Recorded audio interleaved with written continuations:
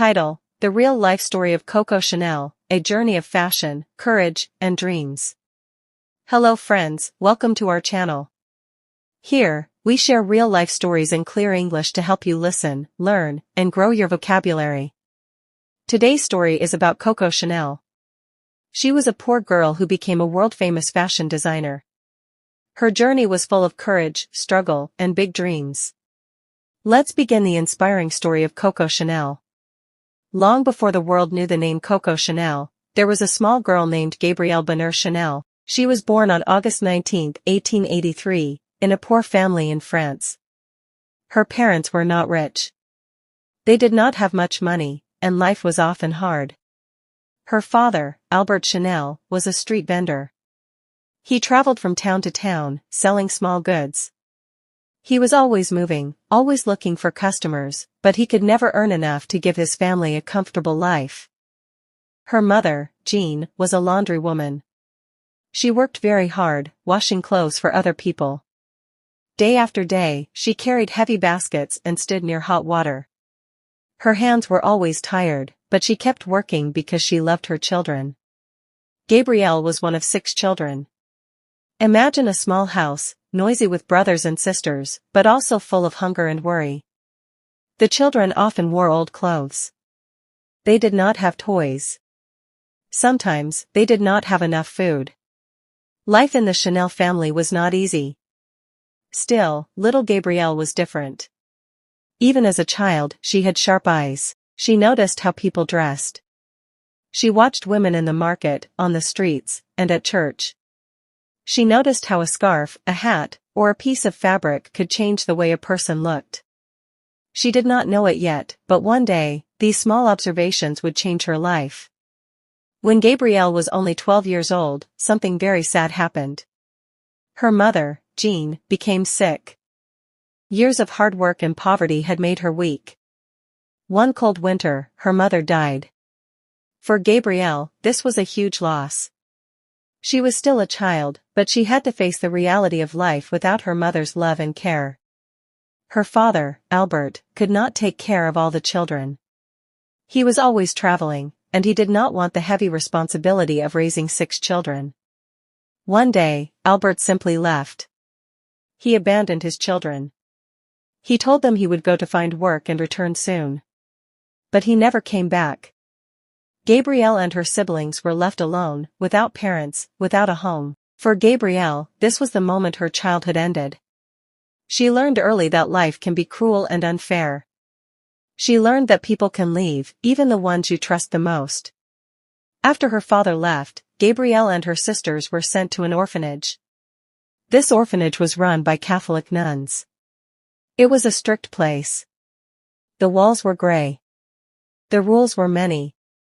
The nuns believed in discipline, hard work, and simple living. At first, Gabrielle felt lonely and scared.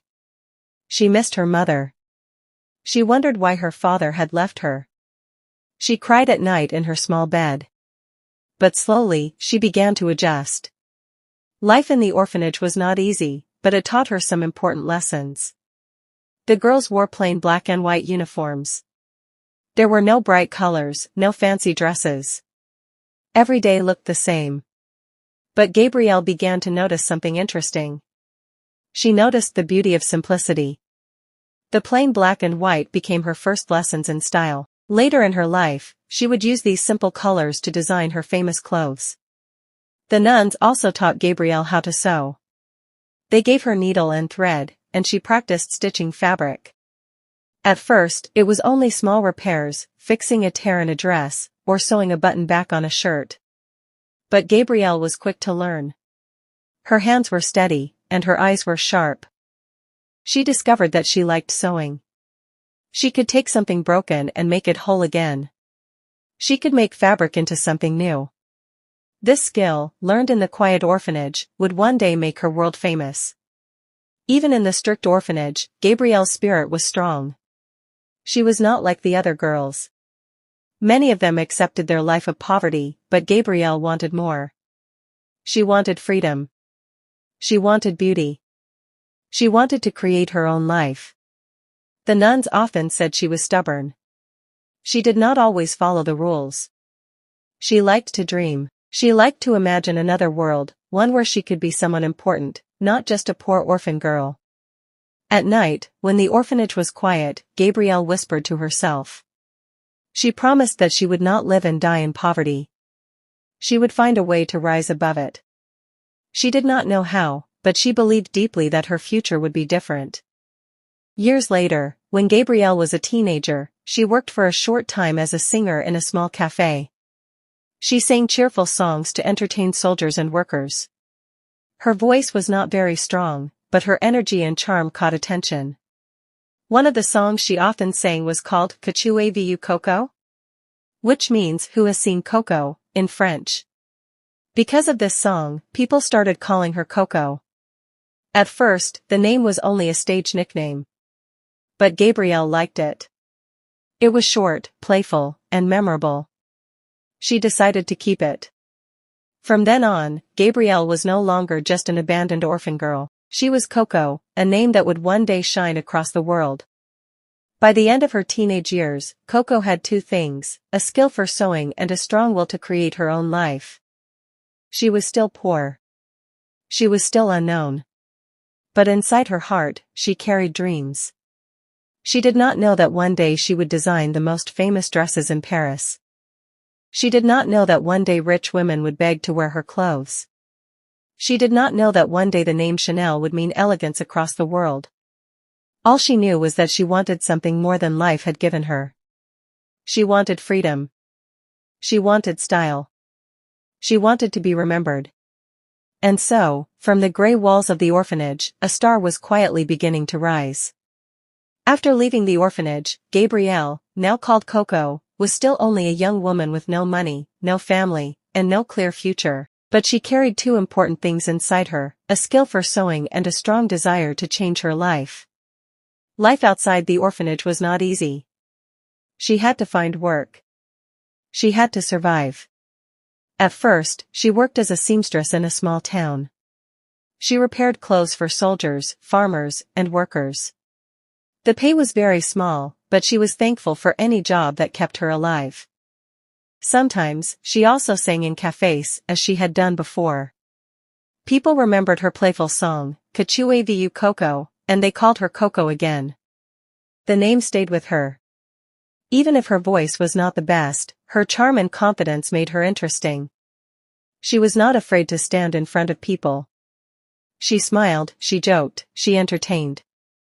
Already, she was learning how to attract attention, a skill that would help her in the fashion world later. While working and singing, Coco began to meet people outside her small circle. She met soldiers, officers, and wealthy men who visited the cafes. These men noticed her beauty, her dark eyes, and her strong spirit. She was poor, but she had something different, an energy that made people curious about her.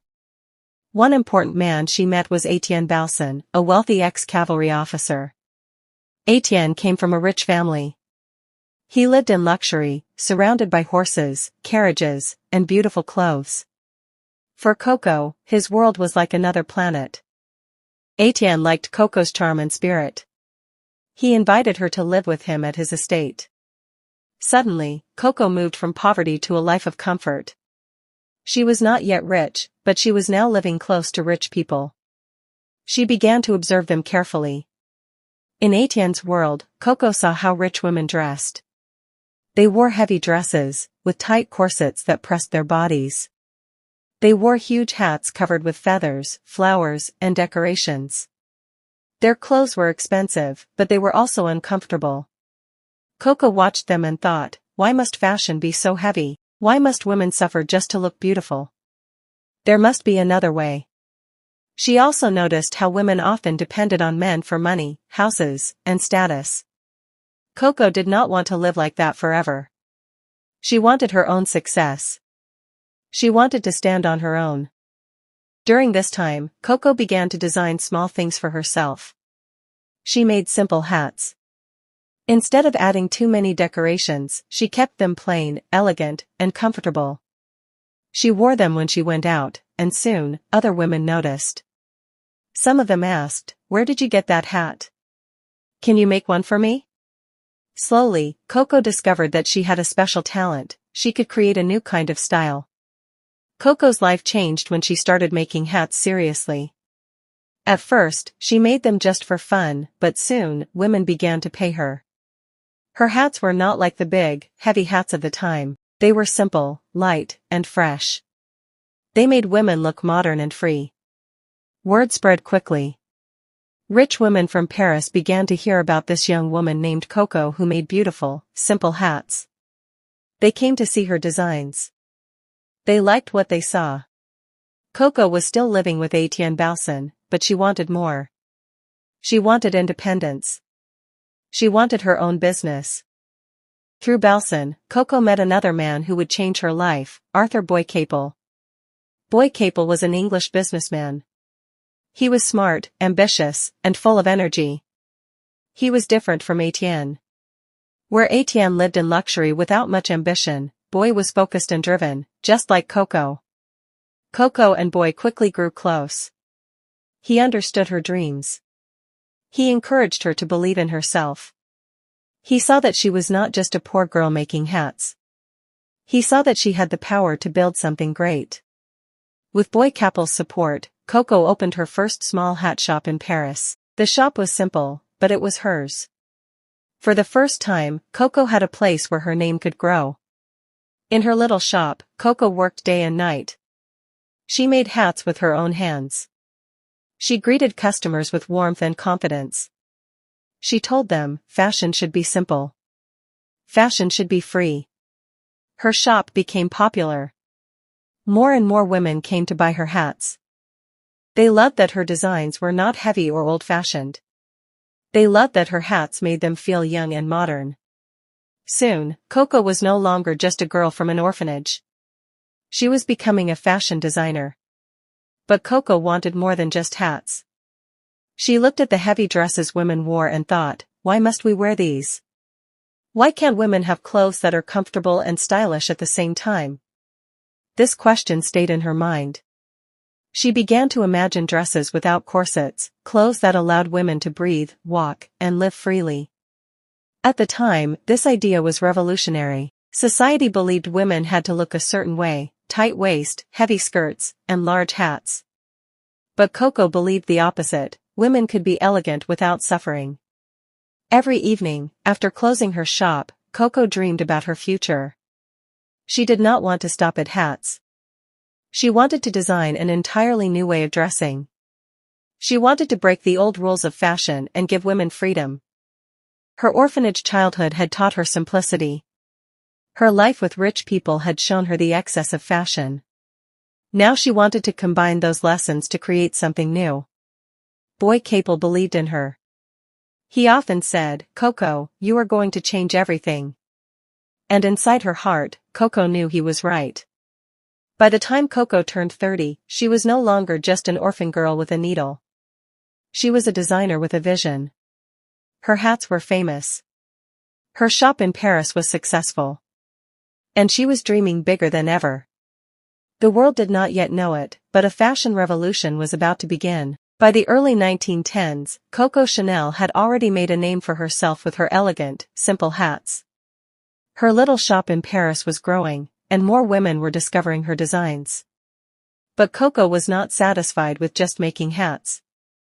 She wanted to go further. She wanted to change the way women dressed. At that time, women's fashion was still very traditional. Dresses were long, heavy, and uncomfortable. The corset, a tight piece of clothing that pressed a woman's waist, was still popular. Women wore it to create a perfect shape. But the corset was painful. It made breathing hard. It made moving freely almost impossible. Coco looked at this and thought, why should women suffer just to look beautiful? Why can't fashion be simple and comfortable? Why can't women have freedom in their clothes? This thought became her mission. Coco started experimenting. In her small workshop, she cut fabrics differently. She tried new shapes. She ignored the old rules. Instead of making dresses with tight corsets, she made straight, simple dresses that fell naturally over the body. They did not squeeze the waist. They did not make the woman feel trapped. Instead, they allowed her to breathe, walk, and move with freedom. At first, people were shocked. Some said her dresses were too plain. Some laughed and said, "This is not fashion. This is too simple." But many women loved it. They were tired of being trapped in heavy clothes. They wanted to feel young and free. Coco's designs gave them that chance. In 1914, the First World War began. France, like the rest of Europe, entered a time of fear, loss, and change. Men went to fight, and many women had to work for the first time, driving ambulances, working in factories, and helping the country survive.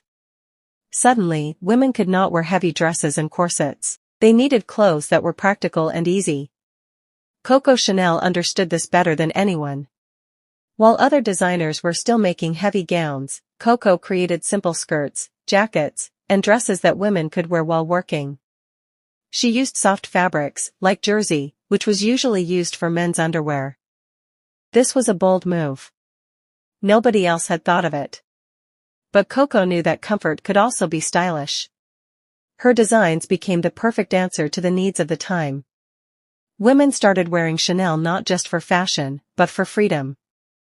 The war changed society. Women were no longer just staying at home. They were working, they were driving, they were becoming more independent.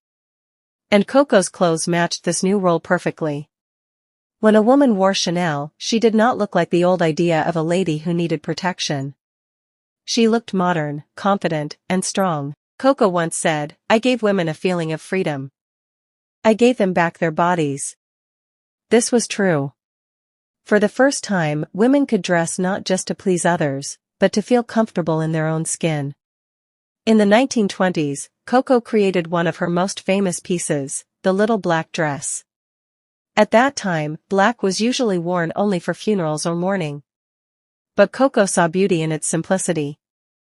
She designed a plain black dress that was elegant, modern, and easy to wear. When the dress was published in Vogue magazine in 1926, the editors called it Chanel's Ford. Just like the Ford car, it was simple, affordable, and for everyone. The little black dress became a symbol of modern fashion. Women of all ages could wear it, and it never went out of style. Even today, almost 100 years later, the little black dress is still considered a must-have in every woman's wardrobe. Coco did not stop at clothes. She wanted her fashion to touch every part of life. In 1921, with the help of a French perfumer, she created her first perfume, Chanel No. 5. Why the number 5? Coco believed 5 was her lucky number. When she was shown different samples of perfume, she chose the 5th one. Chanel No. 5 was special. At that time, most perfumes smelled like flowers and were very simple. Chanel No. 5 was different. It was complex, modern, and sophisticated. Coco said, "I wanted a woman's perfume that smells like a woman." The perfume was a huge success. Women loved it. It became one of the most famous perfumes in the world, and even today, Chanel No. 5 is still sold everywhere. By the late 1920s, Coco Chanel was no longer just a small-town orphan girl. She was now a powerful businesswoman with shops in Paris and customers across Europe and America. Her name was becoming a symbol of elegance. She had created a new style, simple, modern, and free. Women loved her because she understood them. She gave them clothes they could live in. She gave them perfume that made them feel unique. Her fashion was not about showing wealth. It was about showing confidence. But success did not mean life was easy. Coco was often criticized by other designers who thought her style was too simple.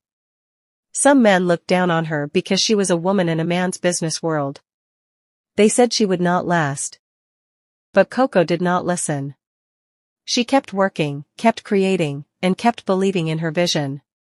She once said, "Success is most often achieved by those who don't know that failure is inevitable." This was her secret. She did not fear failure. She only focused on her dreams. Even though Coco was becoming rich and famous, she never forgot her difficult childhood. The orphanage had left deep marks on her heart. She never liked to talk about it. Sometimes she even told false stories about her past, pretending her childhood had been different. But in truth, her childhood gave her strength. It taught her to survive. It taught her to see beauty in simplicity. And it taught her to fight for her place in the world. Now, with her clothes and perfume, she was changing the lives of women everywhere. By the end of the 1920s, Coco Chanel had completely changed women's fashion. She had broken the rules. She had freed women from corsets and heavy gowns. She had given them simple elegance, freedom, and confidence. The world of fashion would never be the same again. But Coco's story was far from over. Soon, new challenges, personal and historical, would test her strength even more. By the 1930s, Coco Chanel was at the height of her success. She had become one of the most powerful women in fashion. Her shops in Paris were full of customers. Rich women, actresses, and even royalty wore her clothes. Her perfume, Chanel No. 5, was sold across the world. She was no longer just Coco. She was a legend. But history was about to change. In 1939, the Second World War began. Germany invaded Poland, and soon France was also at war. Life in Paris became tense and dangerous. People were afraid. Soldiers marched in the streets. Families prepared for hunger and loss.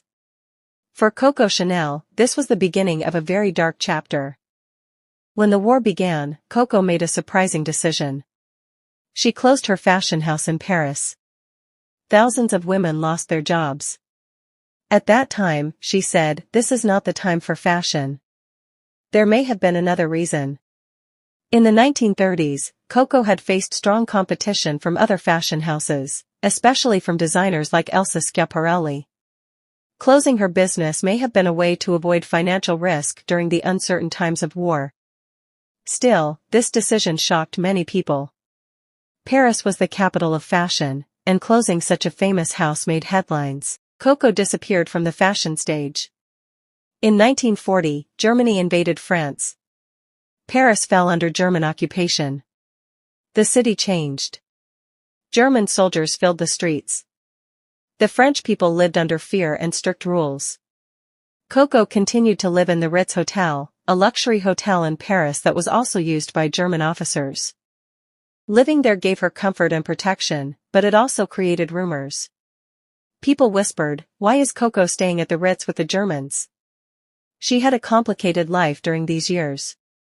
Some historians believe she had a relationship with a German officer named Hans Gunther von Dinklage. He was a diplomat and an intelligence officer. This connection gave Coco a certain safety, but it also created controversy. After the war, many accused her of being too close to the enemy. Why did Coco make these choices? Some people say she was trying to survive. Others say she was trying to protect her business interests. There are also claims that she used the situation to try to gain control of her perfume company, Chanel No. 5, which she did not fully own at the time. What is clear is that Coco was always a woman who fought for herself. She had grown up in poverty, abandoned by her father, and she had learned early that life was a struggle. During the war, she did what she thought was necessary to survive. But survival came at a cost. After the war, her reputation was damaged. In 1944, the war ended in France. The Germans left Paris, and the city celebrated its freedom. French citizens looked closely at those who had lived too comfortably during the occupation. Many women who had relationships with German soldiers were publicly shamed. Coco Chanel was questioned by the French resistance about her connections with German officers.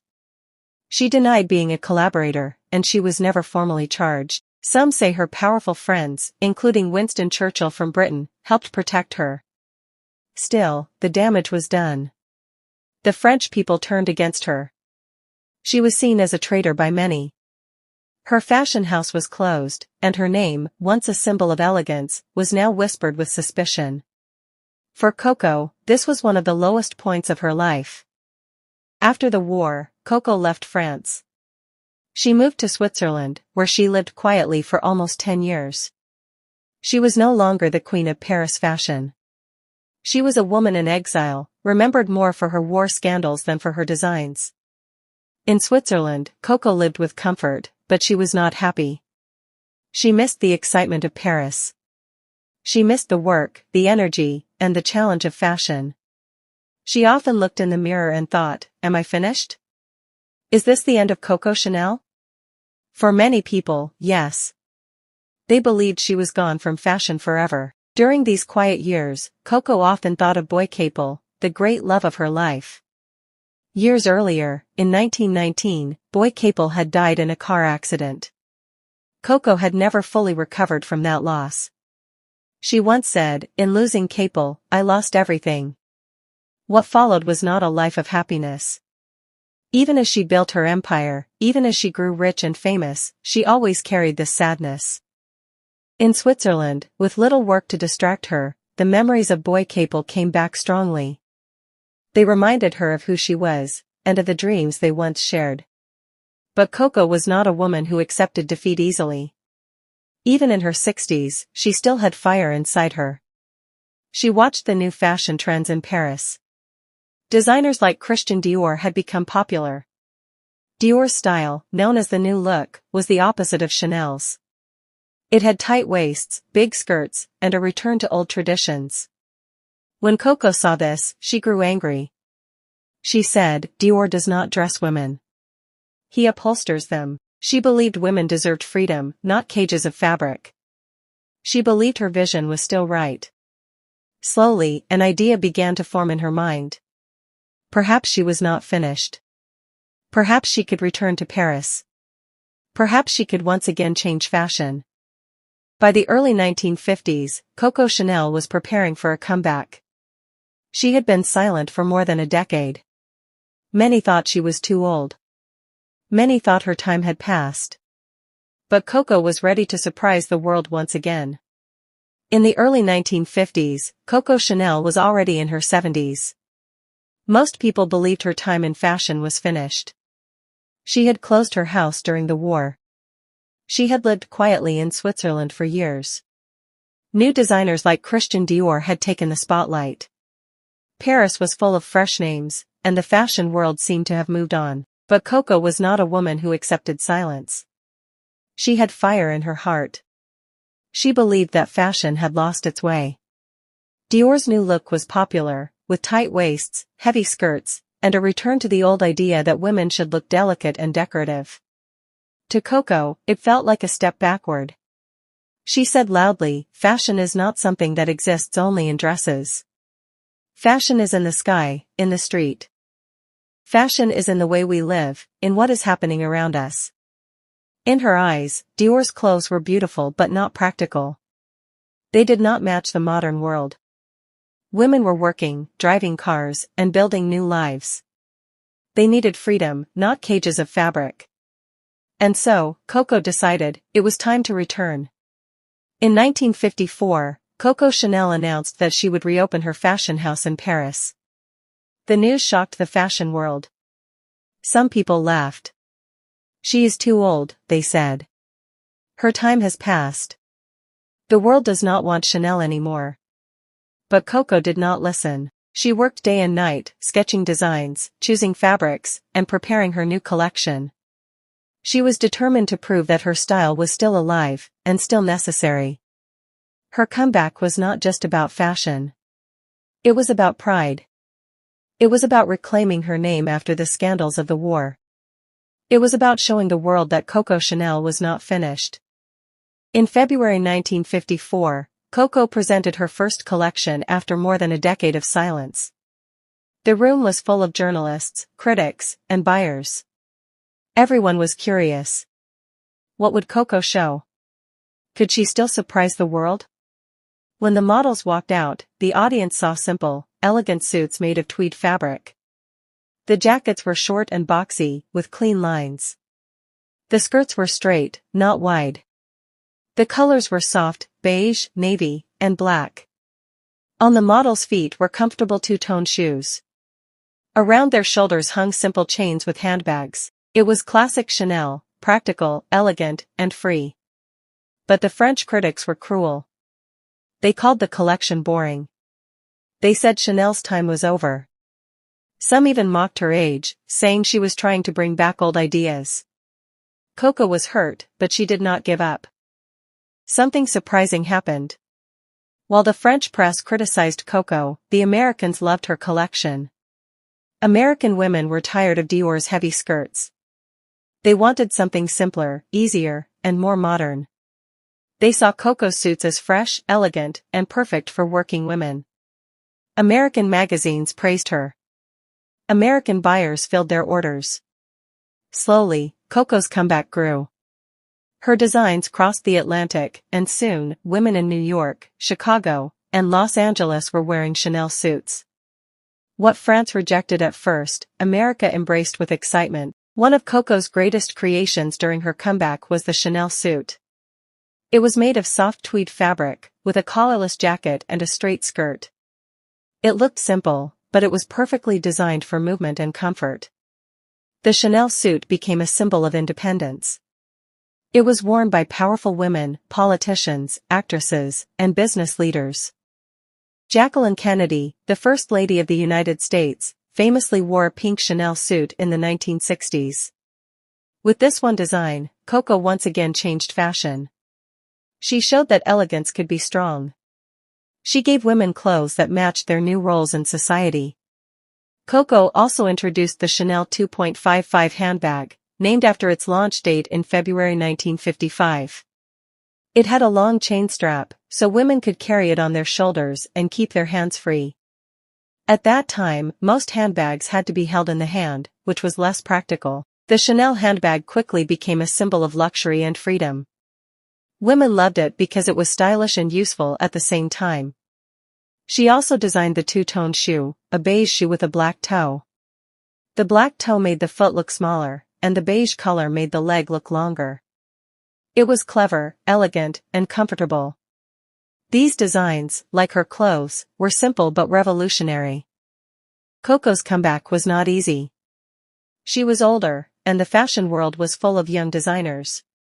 She often argued with journalists, critics, and even with her own workers. She was demanding and perfectionist. But she also had endless energy. She worked every day, even into the night. She checked every detail. She said, "Some people think luxury is the opposite of poverty. It is not. It is the opposite of vulgarity." Her sharp mind and strong will kept her house alive. Even when people doubted her, she proved them wrong with each new collection. By the late 1950s, Coco Chanel had done the impossible. She had returned from exile, defeated her critics, and rebuilt her empire. Women around the world were once again wearing Chanel. Her suits, handbags, and shoes became symbols of modern elegance. Coco said proudly, "Fashion fades, only style remains the same." She was right. Her style was timeless. Even with her great success, Coco's personal life remained lonely. She never married. She had many relationships, but none lasted forever. The great love of her life, Boy Capel, was gone, and no one ever replaced him in her heart. Sometimes, after long days of work, she would sit alone in her apartment at the Ritz Hotel and remember her past. She remembered the orphanage, the struggles, the dreams, the heartbreaks, and the victories. She was powerful, but she was also human. She often said, "I was the one who created Chanel, because I was the one who needed Chanel." As the 1960s approached, Coco was still working tirelessly. Younger designers were appearing, but her influence remained strong. Women continued to wear her suits and carry her handbags. Chanel No. 5 was still one of the most famous perfumes in the world. Coco Chanel had not only returned, she had won again. But her story was not finished. She would continue to work, continue to fight, and continue to shape fashion until the very end of her life. The 1960s arrived, and Coco Chanel was already in her 80s. Most women at that age had retired, but Coco was different. She was still working, still designing, and still controlling every detail of her fashion house. She often said, "Work has always been my drug, my remedy, and my strength." Every morning, she woke up in her suite at the Ritz Hotel in Paris. She had lived there for decades. The Ritz was not just a hotel for her, it was her home. The staff knew her habits, she liked her breakfast at a certain time, her flowers arranged in a certain way, and her schedule always respected. Then she would walk to her fashion house, where her workers and assistants were waiting. Even at her age, Coco was not soft or easy. She remained strict, sharp, and perfectionist. If she didn't like a design, she tore it apart. If a seam was not straight, she shouted. Some people feared her, but they also respected her. She demanded excellence because she gave excellence. The 1960s were a time of change. Youth culture was exploding. Rock music, mini-skirts, and bold colors were everywhere. Designers like Yves Saint Laurent and Pierre Cardin were making clothes for younger generations. Many wondered if Coco could still remain relevant in this new world. After all, she was old, and her style was classic. But Coco was not afraid. She believed that elegance never went out of style. She said, "Fashion passes, style remains." She continued to design her suits, her handbags, and her simple, elegant dresses. And women continued to buy them. Powerful women, from Hollywood stars to European queens, still wore Chanel. The younger generation loved the freedom of her clothes, even if they mixed them with modern trends. Coco proved again that her ideas were timeless. While fashion was changing quickly, one thing never changed: Chanel No. 5. The perfume that Coco had launched in the 1920s was still the most famous fragrance in the world. In the 1950s, Marilyn Monroe had said that she wore nothing to bed except 5 drops of Chanel No. 5. That one sentence made the perfume legendary. Women everywhere wanted it. By the 1960s and 70s, No. 5 had become more than a perfume. It was a symbol. It represented luxury, elegance, and timeless femininity. Even today, decades later, Chanel No. 5 is still one of the best-selling perfumes in the world. For Coco, this was proof that her vision had been right. She had created something eternal. Even with her success, Coco Chanel's personal life remained lonely.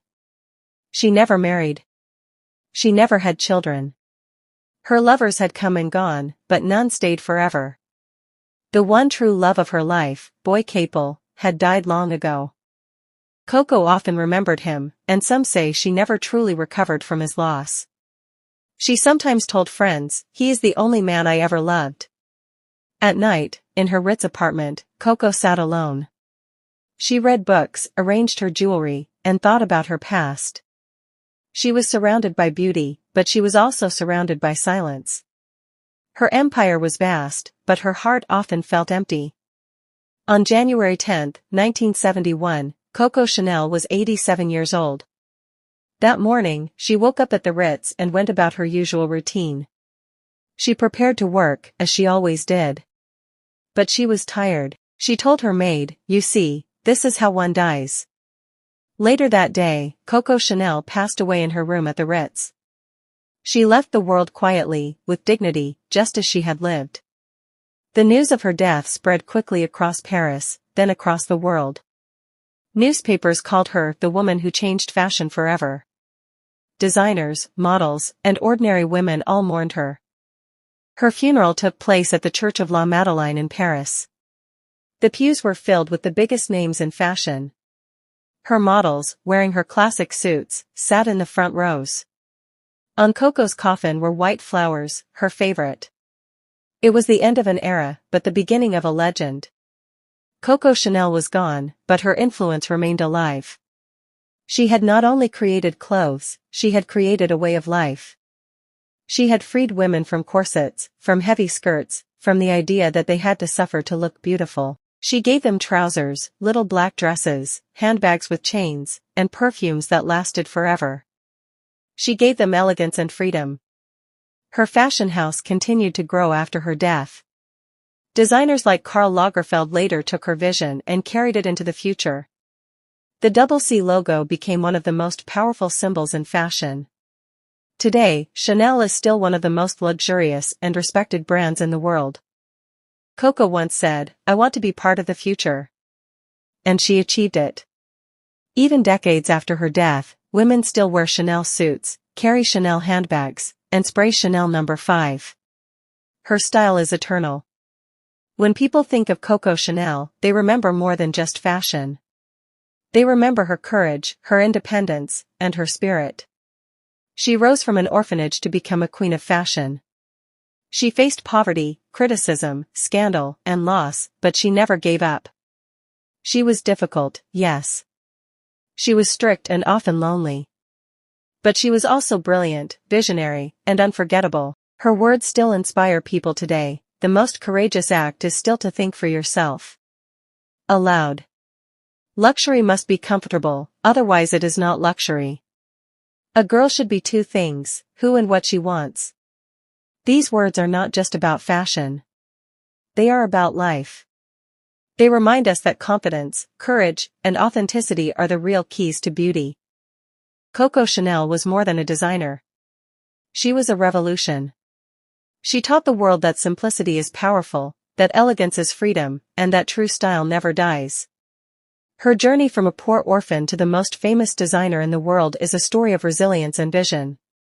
She showed that no matter where you start, with courage and creativity, you can change the world.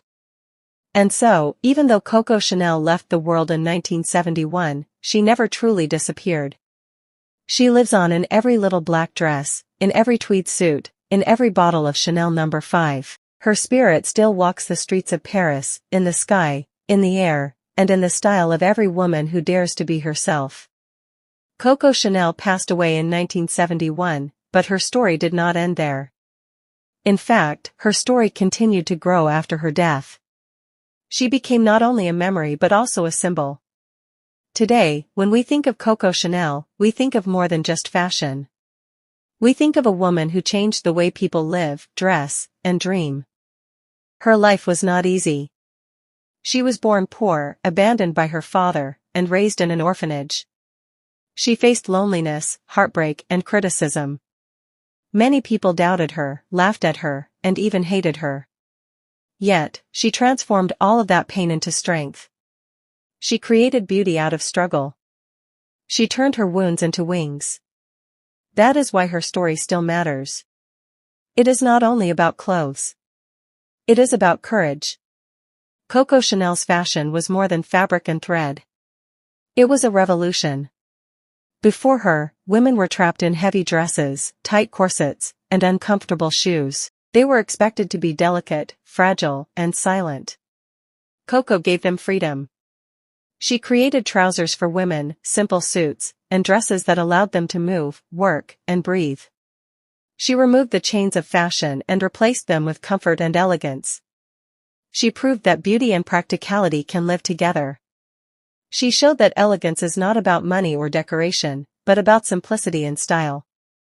Her little black dress became a symbol of modern womanhood. Her suit became a symbol of independence. Her perfume became a symbol of eternal femininity. With every creation, Coco was whispering to women, be yourself. Be strong. Be free. Coco Chanel's life is full of lessons that go beyond fashion. Rise above your past. She started with nothing, no family, no money, no safety. Yet, she built an empire. She teaches us that our beginnings do not define our endings. Turn pain into power. She lost the love of her life, Boy Capel. That heartbreak could have broken her. Instead, she poured her energy into her work, creating designs that still live today. Think differently. While others followed old rules, Coco broke them. She dared to say no to corsets, no to cages, no to old traditions. She dared to dream of something new. Stay true to yourself. Critics laughed at her comeback in the 1950s, but she stayed loyal to her vision. She believed in her style, and in the end, the world followed her. These lessons make her story valuable for everyone, not just fashion lovers, but anyone with dreams. Coco Chanel was not only a designer, she was also a woman of words. Her quotes are famous around the world. They are short, sharp, and full of wisdom. The most courageous act is still to think for yourself. Aloud. A girl should be two things, classy and fabulous. Luxury must be comfortable, otherwise it is not luxury. Fashion fades, only style remains the same. These are not just sentences. They are guiding lights. They tell us to be brave, to choose comfort with elegance, and to seek timelessness instead of trends. Even today, people share her quotes on posters, books, and social media. Her words still inspire new generations. More than 50 years after her death, the House of Chanel is still one of the most powerful names in fashion. Under designers like Karl Lagerfeld, the brand grew even larger, bringing Coco's vision into the modern world while respecting her timeless style. The double C logo is recognized everywhere. The Chanel suit is still worn by leaders and celebrities. Chanel No. 5 continues to be one of the best-selling perfumes in the world. When people buy a Chanel bag, a Chanel dress, or even a bottle of perfume, they are not just buying a product. They are buying a piece of Coco's spirit, a spirit of independence, elegance, and freedom. Some may ask, why do we still talk about Coco Chanel? Why should learners of English, students, or dreamers care about her life? The answer is simple: Coco Chanel represents the power of transformation. She shows us that no matter where you come from, you can create a future. She shows us that struggles do not have to break us, they can shape us. She shows us that beauty is not about money or luxury, but about confidence and authenticity. Her story is also an English lesson in life. It teaches words like courage, freedom, elegance, and resilience. It teaches us how to talk about dreams, about pain, and about success. It helps us not only learn a language but also learn wisdom. If you walk the streets of Paris today, you will still feel Coco Chanel. You will see her apartment above the Chanel store on Rue Cambon. You will see women carrying her handbags, wearing her jackets, and spraying her perfume. It is as if she never left. Her presence is eternal, not only in fashion but also in culture. Movies, books, and documentaries continue to tell her story. Young designers still look up to her. Women and men around the world still admire her. Coco once said, "I want to be part of the future." And she is. Every time a woman chooses comfort and style, every time someone dares to be different, Coco's spirit is alive. The story of Coco Chanel is not just the story of a designer. It is the story of a woman who refused to be defined by limits. She lost her parents, her lovers, and her country's respect at times, but she never lost herself. She gave the world more than clothes. She gave it a new vision of freedom. Her life reminds us that we can rise above our beginnings, that we can create beauty from pain, and that we can remain true to ourselves in a world full of change. Coco Chanel lived, worked, and dreamed with passion. She left us a lesson that is stronger than fabric, stronger than perfume, stronger even than fame. She left us the lesson that true elegance comes from courage and authenticity. And so, her story will never fade. Just like her little black dress, just like her Chanel No. 5, just like her unforgettable spirit, Coco Chanel will live forever. Thank you, dear friends, for staying with us until the end of this story. The life of Coco Chanel teaches us that no dream is too big, and no struggle is too hard to overcome. We hope you enjoyed listening and also improved your English while learning from her inspiring journey. If you liked this video, please like, share, and subscribe to our channel for more real stories told in clear and simple English. See you in the next story. Stay inspired, and keep learning every day.